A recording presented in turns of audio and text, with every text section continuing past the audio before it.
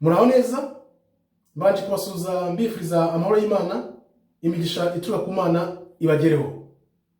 Jamwe Muhirwa, tukaba tugiye gukomeza tuganira ku gitabo maze iminsi isoye uko ijuru ryageragejwe mu Rwanda mu mwaka wa 1994 ubwo habaga jenoside yakorewe Abatutsi mu Rwanda.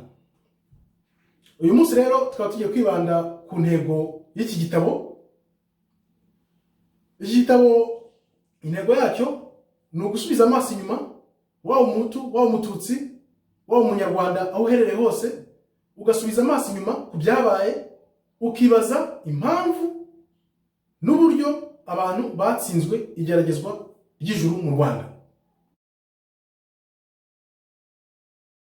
Igitabo kibanda ku ngaruka jenoside yakorewe Abatutsi mu Rwanda yagize ku banyarwanda n'u Rwanda muri rusange, uko twakwigira ku byabaye aho kwigira ku biri kubu cyangwa ibizaza, tukabanza tugasobanukirwa neza ibyabaye n'amasomo tugomba kubivanamo kugira ngo twubake ejo hazaza heza.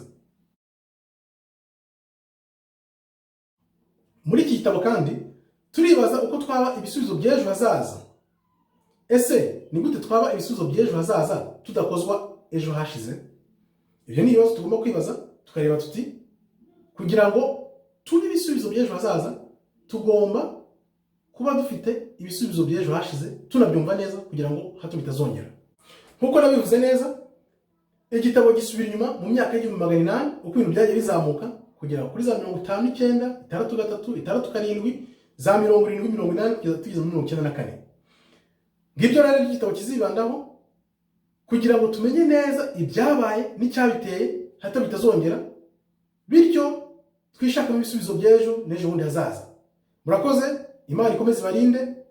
Jamwe Muhirwa, nakagaruka. Imigisha n'amahoro aturuka ku Mana bibagereho. Amen.